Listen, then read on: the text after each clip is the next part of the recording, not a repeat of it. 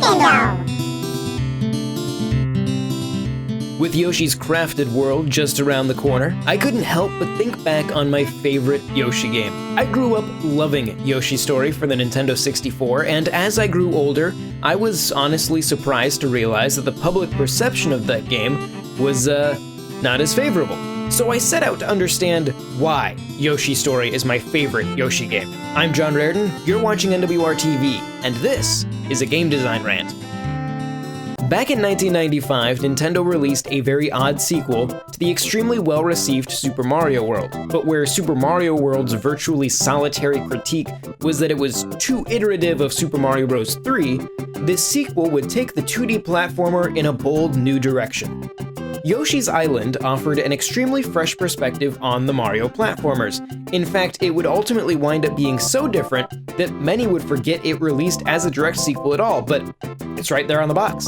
Yoshis Island was a slower, calmer form of Mario. Much of the gameplay revolved around throwing and bouncing eggs around the stage to defeat enemies, flip switches, and solve some light puzzles. Players explored vibrant, artistically satisfying worlds, fought giant bosses, and even got to see some cool super effects chip-powered wizardry in the form of the occasional polygonal 3D object. Despite these changes to gameplay, Super Mario World 2 Yoshi's Island was well received and launched the Yoshi platformer as its own series. To this day, it's largely hailed as the pinnacle of the Yoshi series, despite having one of the most annoying health bars in gaming history, a literal crying baby.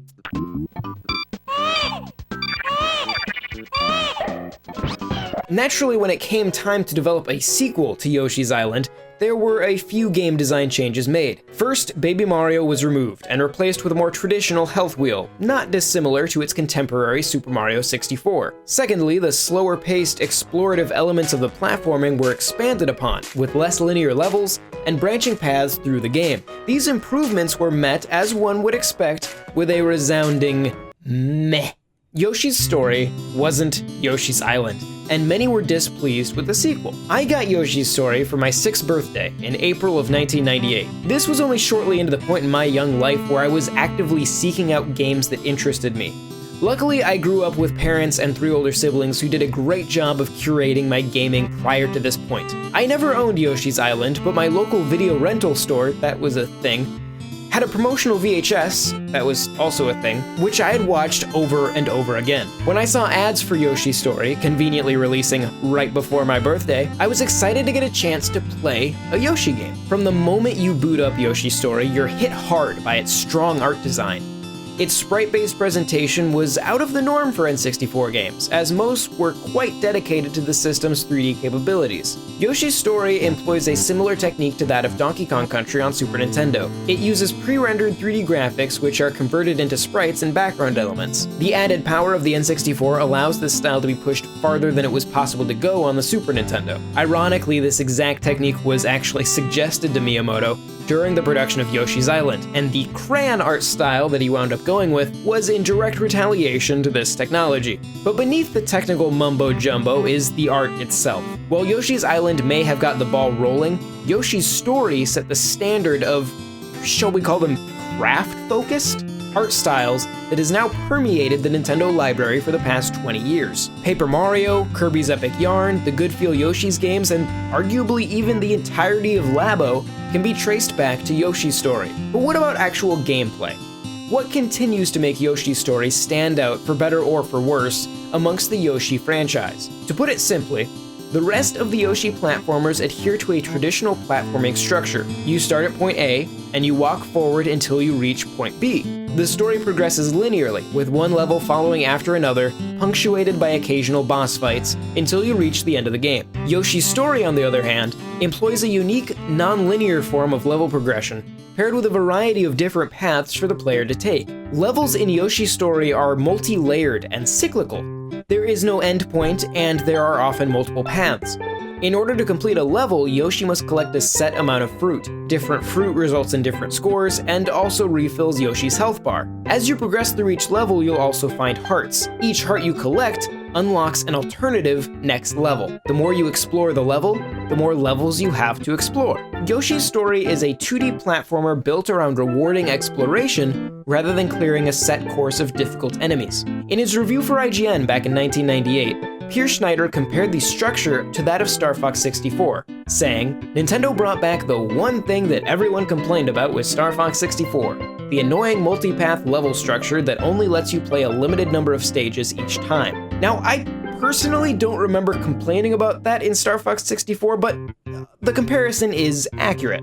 Though to be fair, Yoshi's Story features a level select that allows you to replay any level you've unlocked, unlike Star Fox 64. In fact, much of Yoshi's Story is built around refreshing existing game design. The non-traditional progression system, No Crying Baby, and even Yoshi's aiming reticle, which can now be directly controlled, unlike in Yoshi's Island. Yoshi's Story is in many ways an improvement over the original, and yet it landed with a resounding thud.